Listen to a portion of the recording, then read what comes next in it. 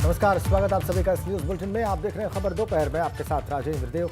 और बड़ी खबर रामपुर से इस वक्त हमारे पास है। आजम खां के मामले में सेशंस कोर्ट में सुनवाई पूरी होने की खबर आ रही है और इस मामले में शाम को 4 बजे के बाद फैसला आएगा। ये ताजा अपडेट है इस वक्त की हमारे पास। आजम की ओर से विनोद शर्मा और इमरानुल्लाह ने पक्ष रखा, ये उनके वकील हैं, और सरकार की ओर से गरिमा प्रसाद और अनिल प्रताप ने बहस की है।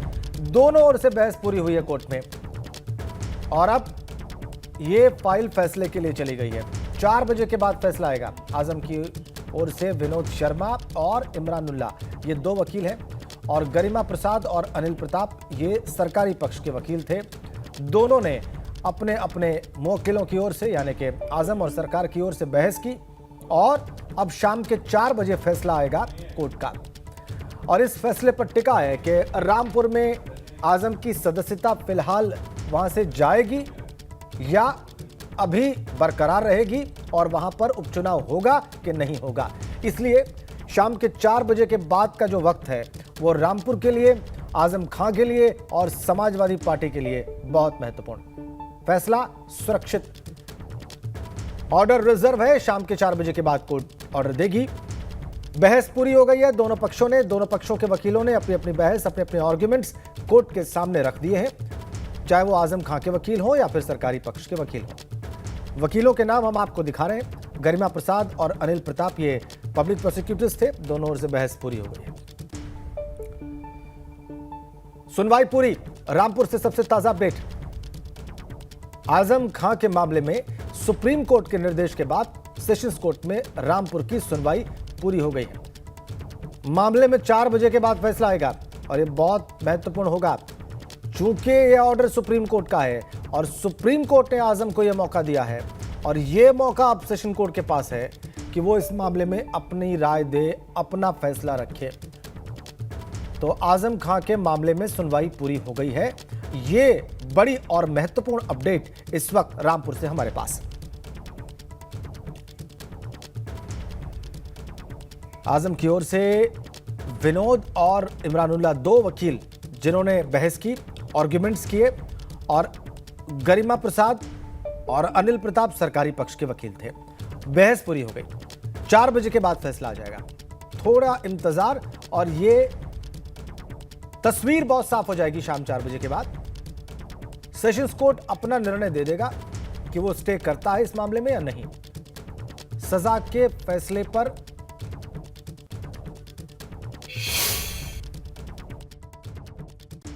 नहीं, मुद्दा ये रखा गया कि जो भी इनको कन्विक्शन हुआ है, उस कन्विक्शन पे कभी भी इन्होंने अपने उस वॉइस को, ना अपने उस आवाज़ को, ना अपने उस वीडियो को कभी डिनाइल नहीं किया। और जहाँ तक इन्होंने कन्विक्शन पे स्टे की बात मांगी तो उस पर हम लोगों ने कहा कि ऑलरेडी सेशन कोर्ट ने ये मैटर जब बिल की सुनवाई कर रहा था उस समय डिसाइड कर दिया था। कन्विक्शन को उन्होंने स्टे नहीं किया था, इनके सेंटेंस को जो इनको दंड दिया गया था उस पर स्टे किया गया था। तो आज इसी पॉइंट पे बहस हुई है। अब कोर्ट ऑर्डर करेगी। जो किस वक्त तक आदेश आने वाला है? आदेश जैसा कोर्ट ने कहा कि 3-4 बजे के आसपास आ जाएगा। सजा पर ही सुनवाई हुई है, ये महत्वपूर्ण बात ये सरकारी वकीलों ने अभी स्पष्ट किया है। हम चाहेंगे कि फिर से आपको इस मामले में और ज्यादा अपडेट करें, लेकिन ये महत्वपूर्ण जो वक्तव्य अभी आपने सरकारी वकील का देखा, ये बहस की सारी कहानी बता रहे थे। अनिल प्रताप सरकारी पक्ष के वकील, उन्होंने वहां पर सरकार का पक्ष रखा, और आजम की ओर से विनोद शर्मा और इमरानुल्लाह 2 वकील थे। ये डिफेंस के लॉयर्स थे जिन्होंने आजम खां की ओर से बहस की सेशंस कोर्ट में। दोनों ओर से बहस पूरी हो गई है। ये जो एक न्यायिक प्रक्रिया का एक पार्ट होता है, बहस होना दोनों पक्षों की ओर से, वो समाप्त हो गई है और अब इंतजार है फैसले का। चलिए आपको सीधा रामपुर ही लिए चलते हैं। हमारे संवाददाता उबैदुर रहमान इस वक्त हमारे साथ जुड़ चुके हैं और उबैदुर रहमान ने इस सुनवाई पर नजर रखी। जो बहस हुई उसके बारे में अब आपको विस्तार से बताएंगे। जो बहस हुई है कोर्ट में, उसके बारे में आपको जो भी जानकारी प्राप्त है उबैद, वो हमारे दर्शकों के साथ साझा करें। जी राजेंद्र, मैं आपको बता दूं कि जो समाजवादी पार्टी के नेता हैं आजम खान, उनकी तरफ से इमरानुल्लाह जो है वो पेश हुए थे, जो हाईकोर्ट के वकील हैं, और उन्होंने अदालत से ये गुहार लगाई है कि जो सजा हुई है लोअर कोर्ट से उस पर स्टे दिया जाए, उस पर रोक लगाई जाए, क्योंकि जो मैक्सिमम सजा उस धाराओं के अंदर थी वो दी गई, जबकि उनके जो पक्ष थे, जो सबूत थे, जो दलील थी, उस पर गौर नहीं किया गया है। वहीं जो सरकारी वकील थे उनका कहना है कि जो सजा लोअर कोर्ट ने दी है वो बिल्कुल ठीक है और इस पर स्टे नहीं होना चाहिए। दोनों तरफ के जो वकील हैं, क्योंकि सरकार की तरफ से जो AAG सुप्रीम कोर्ट की हैं वो हाजिर हुई थी, उनका नाम है गरिमा प्रसाद, वो सरकार का पक्ष रख रही थी और एक और वकील थे उनके साथ में। तो इन दोनों वकीलों ने बहस की। उसके अलावा आज़म खान की तरफ से भी 2 वकील थे, दोनों ने चारों वकीलों ने अपने अपने पक्ष रखे हैं। लेकिन जो आज़म खान का पक्ष था, जो उनके वकील थे, वो बहुत संतुष्ट नज़र आए और उनका कहना था कि हमने स्टे मांगा है, पूरी जो प्रक्रिया है जो उसका इम्प्लीमेंटेशन शुरू हो गया था, क्योंकि आज़म खान की सदस्यता भी रद्द हो गई है। तो अगर स्टे हो जाता है तो आज़म खान को जो सज़ा हुई है, अगर वो स्टे हो जाता है यहाँ से सेशन कोर्ट से, तो जो उनकी विधायक थे वो रद्द हुई है सदस्यता, वो भी रुक जाएगी, चुनाव भी रुक जाएगा। लेकिन अगर अदालत उसमें कोई राहत नहीं देती है आज़म खान के पक्ष को, तो फिर जो चुनाव है वो भी शुरू हो जाएंगे और आज़म खान के पास फिर एक जो तरीक़ा होगा, अगर यहाँ से खारिज होती है तो फिर वो हाई कोर्ट जा सकते हैं, लेकिन फिर उसमें जो चुनावी प्रक्रिया है उसमें कोई बाधा नहीं आएगी। लेकिन अगर आज़म खान को आज स्टे मिल जाता है, जो लोअर कोर्ट का स्पेशल MPMLA कोर्ट का आदेश था 3 साल की सज़ा वाला, अगर उस पर ये सेशन कोर्ट जो है ADJ 4 की अदालत वो अगर स्टे दे देती है आज़म खान को, तो उनके लिए बड़ी राहत होगी। दोनों ही पक्षों के वकीलों का कहना है कि दोनों तरफ से जो बहस होनी थी वो पूरी हो चुकी है और अब 4 से 5 बजे के बीच जो है वो अदालत अपना फैसला सुनाएगी। तो लगभग 2 घंटे का भी टाइम है। 2 घंटे के बाद जो है अदालत एक बार फिर बैठेगी। कितनी देर दोनों पक्षों में बहस हुई? क्योंकि आपने बताया कि गरिमा प्रसाद AAG हैं, यानी कि बड़े पद पर हैं अगर अधिवक्ताओं के डेजिग्नेशन की बात की जाए, और वो पहुंची थी सरकार का पक्ष रखने के लिए। इधर आज़म खान की ओर से भी सीनियर लॉयर्स वहां पर प्रस्तुत हुए उनका पक्ष रखने के लिए। तो ये बहस चली कितनी देर कोर्ट में? लगभग 2 से ढाई घंटे ये बहस हुई है। लगभग 12 बजे के आसपास जो है बहस शुरू हो गई थी और दोनों ही पक्षों के वकील जो है अदालत में पहुंच गए थे और 2 घंटे से ढाई घंटे के बीच ये बहस हुई है और बहुत दोनों तरफ से मजबूत बहस की गई है। आज़म खान के वकीलों ने भी उनका पक्ष मजबूती के साथ रखा है और जो सरकारी वकील थे उन दोनों ने भी उसका विरोध किया है, खंडन किया है कि इनको कोई राहत नहीं मिलनी चाहिए, इनको स्टे नहीं मिलना चाहिए। तो सेशन कोर्ट को ये तय करना है कि दोनों पक्ष की जो है सुनवाई जो है वो हो चुकी है, क्योंकि एक मुद्दा आया था वीडियो एविडेंस का, जो भाषण है आज़म खान का हेट स्पीच वाला, उसको लेकर के भी एक बात थी कि वो तीसरा एविडेंस है या दूसरा एविडेंस है। तो जो एविडेंस थे उसकी भी बहस हुई, लेकिन जो मेन मुद्दा है उस पर कोर्ट को सिर्फ आज ये तय करना है कि क्या राहत दी जाए, स्टे दिया जाए इनको या ना दिया जाए। कोर्ट को ये तय करना है कि इनको स्टे दिया जाए और जो इम्प्लीमेंटेशन हो चुका है लोअर कोर्ट की अदालत का जितना, उस पर रोक लगानी है या नहीं लगानी है। तो ये देखना होगा कि अदालत आज़म खान के जो सजा हुई है उस पर स्टे देती है या नहीं देती है। ठीक है, इसी पर 4 बजे के उबैदुर रहमान, आपने कहा कि 4 बजे के बाद इस पर कोर्ट अपना फैसला दे देगा। ADJ 4 की अदालत, सेशंस कोर्ट इस पर अपना फैसला दे देगा शाम को 4 बजे या उसके बाद। बहुत बहुत धन्यवाद आपका उबैदुर रहमान इन तमाम जानकारियों के लिए। आगे बढ़ते हैं, मैनपुरी उपचुनाव की बात करते हैं, जिसके लिए समाजवादी पार्टी ने अपने प्रत्याशी का ऐलान कर दिया है। पार्टी ने डिंपल यादव को मैनपुरी में अपना उम्मीदवार बनाया है। समाजवादी पार्टी ने डिंपल यादव के नाम का ऐलान करते हुए ट्वीट भी किया। मुलायम सिंह के निधन के बाद ये उपचुनाव हो रहा है। इस पर आज से नामांकन की प्रक्रिया शुरू हो गई है। 17 नवंबर तक नामांकन हो सकेगा और 21 नवंबर तक नामांकन वापस लिए जा सकेंगे। इसके बाद 5 दिसंबर को वोटिंग होगी और 8 दिसंबर को वहां पर काउंटिंग होगी। डिंपल यादव इससे पहले भी समाजवादी पार्टी के टिकट पर सांसद रह चुकी हैं 2 बार कन्नौज से। लोकसभा सीट से उपचुनाव में उन्होंने पहली बार जीत दर्ज की थी, फिर वो 2012 के चुनाव में फिर जीती, लेकिन 2019 के चुनाव में वहां से हार गई। कन्नौज की सीट अखिलेश यादव उत्तर प्रदेश जब मुख्यमंत्री बने थे तब उन्होंने कन्नौज की सीट छोड़ी थी, वहां से डिंपल यादव ने चुनाव लड़ा था और वहां पर जीत प्राप्त की थी। तो 2 बार वो सांसद रही हैं और फिर उनके पास अवसर है मैनपुरी से लोकसभा पहुंचने का इस उपचुनाव के जरिए।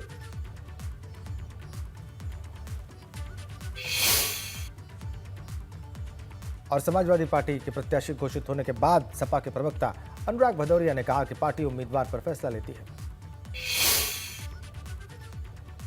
इतिहास, जिसको इतिहास कायम होगा, इस बार इतिहास दर्ज होगा कि मैनपुरी सीट से समाजवादी पार्टी की कैंडिडेट पूरे देश में एक इतिहास कायम करेंगे। आज तक उतने वोटों से कोई जीता नहीं होगा। अच्छा, क्योंकि कार्यकर्ता बहुत उत्साहित है, कार्यकर्ता का मत था, कार्यकर्ता इस बार डर गए क्या कि इस बार भाजपा जिस तरह से आजमगढ़ में रगड़ दी थी यहाँ भी रगड़ देगी? अब वही डर गए हार गए। कैंडिडेट जैसे डिक्लेयर होता है तो आप डर गए हार गए करने। ये बताओ कि भारतीय जनता पार्टी में परेशानी हो सकती है, बौखलाहट हो सकती है, क्यों हैं ही, वो तो परेशान हो ही गए। लेकिन समाजवादी पार्टी के कैंडिडेट, समाजवादी पार्टी के जो कार्यकर्ता थे, वो लगातार ये मांग कर रहे थे। तो इस फैसले से कार्यकर्ता और हम लोग बहुत उत्साहित हैं। और वहीं प्रोफेसर अभिषेक मिश्रा ने नाम का ऐलान होने पर अपनी खुशी जाहिर की है। पार्टी के कार्यकर्ता अपने 2 पूर्व सांसद धर्मेंद्र और तेज प्रताप को क्यों नहीं चाहते? देखिए ये तो एक क्वेश्चन ऐसा हो गया कि किसको क्यों नहीं चाहते, सवाल ये नहीं बनता। सवाल महत्वपूर्ण ये है कि हमारे नेतृत्व ने, हमारे पार्लियामेंट्री बोर्ड ने किसको कैंडिडेट बनाया है। और माननीय नेताजी की सीट है, हम सब के लिए वो सीट बहुत ही विशेष है, बहुत ही स्पेशल है। हम सब लोग पूरी ईमानदारी से, ताकत से वहाँ बीच में जाएंगे, लोगों का प्यार लेंगे, आशीर्वाद लेंगे, बड़ों का पैर छू करके उनसे आशीर्वाद लेंगे, छोटों के कंधे पे हाथ रख के उनको साथ लेके चल। पाल जी का आशीर्वाद लेंगे? हम सबका आशीर्वाद लेंगे। हमें किसके आशीर्वाद की जरूरत? हमें तो सबके आशीर्वाद की जरूरत है। यहाँ से 100 मीटर की दूरी पे, 50 कदम की दूरी पे शिवपाल जी का घर है, तो आपके राष्ट्रीय अध्यक्ष जी जाएंगे उनके? देखिए ये सवाल तो आपको माननीय राष्ट्रीय अध्यक्ष जी से पूछना चाहिए। और माननीय राष्ट्रीय अध्यक्ष जी और उनके बीच का रिश्ता जो है वो आप मीडिया के चैनल के डिबेट में नहीं तय हो सकता। वो आज का रिश्ता नहीं है, वो जन्म का रिश्ता है, वो परिवार का रिश्ता है। वो रिश्ता कभी न टूटा था न कभी टूटेगा।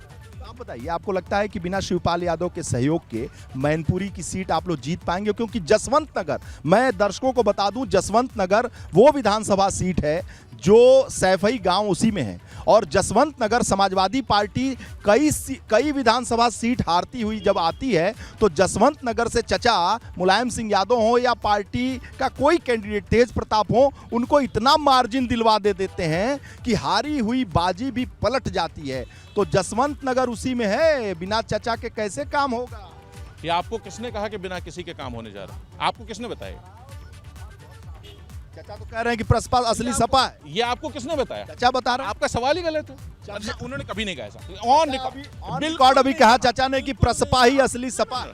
उन्होंने प्रत्याशी के बारे में, कैंडिडेट के बारे में, चुनाव के बारे में ऐसी कोई टिप्पणी नहीं की जो आप कह रहे हैं। चार अभी कहे, गोरखपुर में उन्होंने कहा कि प्रसपा ही असली सपा है। आप अलग कॉन्टेक्स्ट में बात कर रहे हैं। वो कॉन्टेक्स्ट अलग है, ये कॉन्टेक्स्ट अलग है। ये आपसे किसने कहा कि?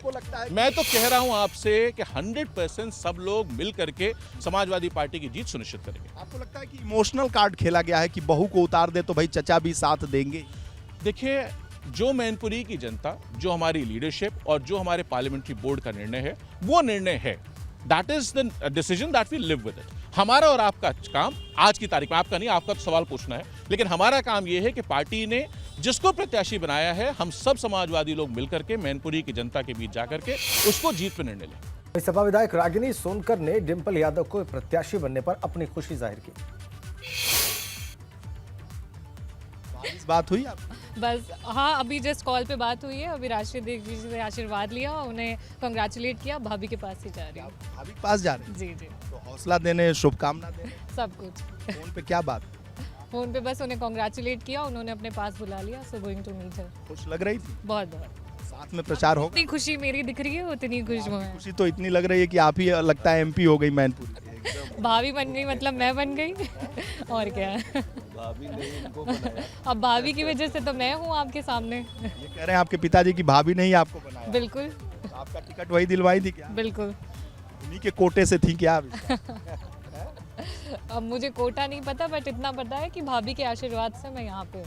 वो पिक्चर मुझे याद है, जब आप कैंडिडेट बनने गई थी, टिकट लेने से पहले जब आप गई थी तो उसमें डिंपल जी और अखिलेश जी साथ साथ खड़े। जी जी, साथ में थे जी। आशीर्वाद देते हुए वो दृश्य भी दुनिया ने देखा। जी बिल्कुल बिल्कुल। तो आप, मुझे लगता है कि साथ ही साथ प्रचार होगा। जी बिल्कुल होगा। आपने भाभी से बोल दिया हम साथ साथ हैं। बिल्कुल। बोलने की क्या जरूरत है? वो तो है साथ में। बहुत बहुत धन्यवाद आपका। बहुत बहुत धन्यवाद। ये रागिनी सोनकर है, बहुत खुशी इनके चेहरे पर दिखाई दे रही है और सीधे ये भाभी के पास यानी डिंपल यादव, जैसा कह रही हैं, डिंपल यादव के पास जा रही हैं क्योंकि इनकी फोन पर वार्ता हो चुकी है। ये साथ साथ वहां चुनाव प्रचार भी करेंगी। समाजवादी पार्टी के दफ्तर के बाहर इस फैसले के बाद जो भी समाजवादी पार्टी के चेहरे थे, विधायक थे, उन सब की प्रतिक्रिया हमने ली और वो सब अभी अभी आपने देखी, चाहे वो अनुराग भदौरिया हो या प्रोफेसर अभिषेक मिश्रा हो या रागिनी सोनकर हो, और सब बहुत प्रसन्न हैं, सब बहुत संतुष्ट हैं। हमने जब प्रोफेसर रामगोपाल यादव से पूछा कि डिंपल यादव को आपने क्यों प्रत्याशी बनाया, कारण क्या था, तो उनका उत्तर था कि सबसे ज्यादा मार्जिन से जीत सकती हैं वहां पर डिंपल यादव ही। तो उधर समाजवादी पार्टी की ओर से मैनपुरी से डिंपल यादव को प्रत्याशी बनाए जाने के बाद बीजेपी नेताओं ने समाजवादी पार्टी पर एक के बाद एक प्रहार किए। समाजवादी पार्टी ने जो फैसला किया है, ये फैसला पहले से ही अपेक्षित था। समाजवादी पार्टी में कार्यकर्ता तो केवल जिंदाबाद मुर्दाबाद के नारे लगाने के लिए है। चुनाव तो केवल सैफई कुनबे के लोग ही लड़ेंगे। आजमगढ़ में भी पहले धर्मेंद्र यादव को चुनाव लड़ाया और अब मैनपुरी में डिंपल यादव का नाम घोषित किया है। लेकिन भारतीय जनता पार्टी ने मैनपुरी के चुनाव में, पिछले चुनावों में लगातार बढ़त हासिल की है और इस बार भारतीय जनता पार्टी के कार्यकर्ता वहां पर कमल का फूल खिलाएंगे। जो भी प्रत्याशी भारतीय जनता पार्टी का होगा वो नरेंद्र मोदी जी के काम पर और योगी आदित्यनाथ जी के नाम पर इस बार उत्तर प्रदेश में कमल खिला करके दिखाएगा। समाजवादी पार्टी ने अपने मूल चरित्र के अनुसार ही मैनपुरी लोकसभा के उपचुनाव से अपने प्रत्याशी श्रीमती डिंपल यादव जी को घोषित किया है। जिस प्रकार से समाजवादी पार्टी का निर्माण तो समाजवाद के नाम पर हुआ था, लेकिन जब पार्टी अस्तित्व में आई तो यह जातिवादी हो गई और फिर जातिवाद से भी जब इनका विस्तार हुआ तो फिर उसके बाद ये परिवारवादी हो गए। माने एक ही परिवार के लोगों को सब कुछ मिलेगा, बेटा मुख्यमंत्री, भाई कैबिनेट मंत्री, एक भाई राज्यसभा से सांसद, भतीजा सांसद, पोता सांसद, बहू सांसद, विधायक सब घर में हो गए। तो लेकिन उसके बाद भी जब पार्टी का विस्तार हुआ तो फिर मैंने बाप के बाद बेटा ही आया। मैंने मुलायम सिंह जी के बाद में अखिलेश जी का ही नंबर आया, वहां शिवपाल को भी पार्टी भूल गई। आगे बढ़ेंगे एक बड़ी खबर के साथ और महत्वपूर्ण अपडेट के साथ। इरफान सोलंकी, समाजवादी पार्टी के विधायक की पत्नी एक सीसीटीवी फुटेज के जरिए दावा कर रही है फातिमा के घर एक पटाखा फूटा था और उसके बाद ही उनके घर में आग लगी। उनके पति इमरान सोलंकी और रिजवान सोलंकी का इसमें कोई हाथ नहीं है। ये एक सीसीटीवी फुटेज के जरिए इरफान सोलंकी की पत्नी का दावा है। इस फुटेज के जरिए वो ये बता रही हैं और बताना चाहती हैं कि फातिमा जो ये आरोप लगा रही हैं कि उनके पति और उनके देवर ने उनके घर पर हमला किया, वो गलत है।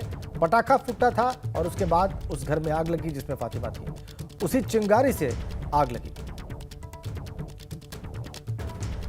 और आपको इमरान सोलंकी की पत्नी के प्रेस कॉन्फ्रेंस में, चूंकि ये फुटेज के जरिए बात वही कह रही हैं, तो सीधा आपको उसी प्रेस कॉन्फ्रेंस में लिए चलते हैं। अपील करते हैं कि आप इसकी जांच करा लें और जो दूध का दूध है पानी का पानी हो जाए। और मेरे पति निर्दोष है, उनका इस प्लाट से कोई लेना देना नहीं है और बल्कि वो प्लाट तो रिजवान भाई के नाम से है। तो जो महिला है वो झूठा आरोप लगा रही है। और परसों रात में मेरे पति और मेरा बेटा और मम्मी और बल्कि मेरे सारे देवर लोग अक्सर जब से चचा का इंतकाल हुआ है तो पेजबाग में ही रहते हैं, रात में स्टे करते हैं क्योंकि उनके बच्चे छोटे हैं चचा के, तो अक्सर वहीं पर कोई ना कोई सो जाता। परसों मेरे पति घर पे नहीं थे और मैं, मेरी बेटी और छोटी बेटी, बस हम 3 लोग घर पे थे और नीचे स्टाफ था। पुलिस की बहुत फोर्स आ गई, रात में हम लोगों को परेशान करा गया। इवन महिला पुलिस इतनी ज़्यादा थी कि हम घबरा गए और मेरी तबीयत ना ठीक होने में, मेरे वीगो लगा हुआ था, तो हम लोगों को धमकाया जा रहा था कि आप जो है या तो विधायक जी को दे दीजिए या हम आपके बेटे को ले जाएंगे उठाकर। तो बस हम आपसे यही अपील करना चाहते हैं कि हम इतने बड़े अपराधी नहीं हैं, आप इसकी जांच कर लें। विधायक जी का कहीं इसमें कोई लेना देना नहीं है और जो सच होगा वो सामने आ जाएगा। तो हम विधायक जी कल मुख्यमंत्री जी से वहाँ मिले लखनऊ से, आप देखिए के सामने जी, आज आपको प्रेस कॉन्फ्रेंस करने की जरूरत क्या पड़ी? आज इसलिए हमें विश्वास नहीं था कि वहाँ से न्याय मिलेगा? नहीं, ऐसा नहीं है, ऐसा नहीं है। हम अपनी बात को रखना चाहते हैं तो आपके माध्यम से ज़्यादा अच्छी तरीके से ये वीडियो का जो हमारे ये 2 दिन से हम लोगों के परिवार की सब लोगों की मेहनत थी। ये कल दिन भर सब लोगों ने मेहनत करी। ये वीडियो जो पुलिस को कोशिश करनी थी, पुलिस इसकी जांच नहीं करती या वीडियोस के जो है ये निकलवाती, पर हमारे परिवार ने मेहनत करी है। कल दिन भर सब भाई, सब चचा, सब लगे हुए थे।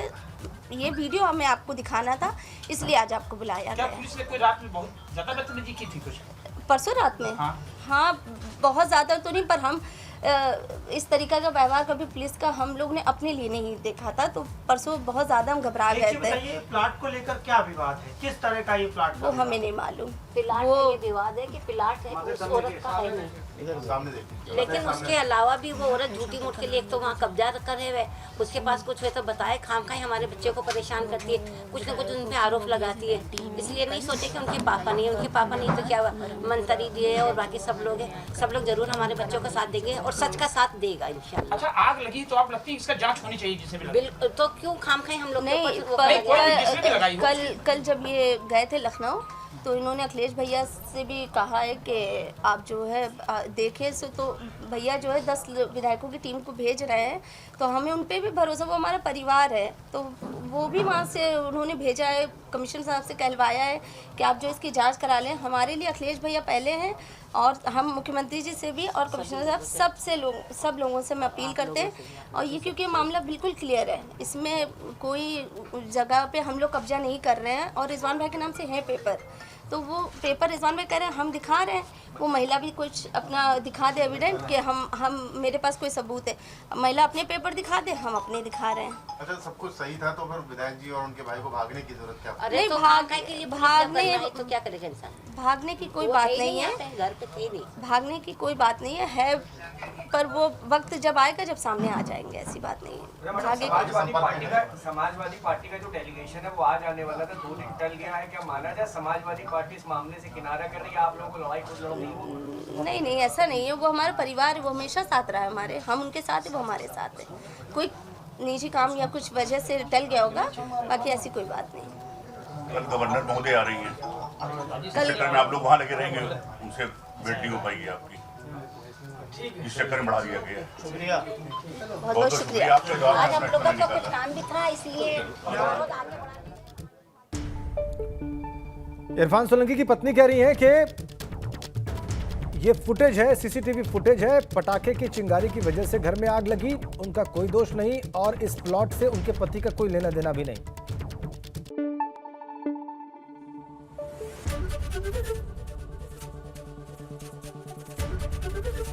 एबीपी गंगा, खबर आपकी, जुबान आपकी।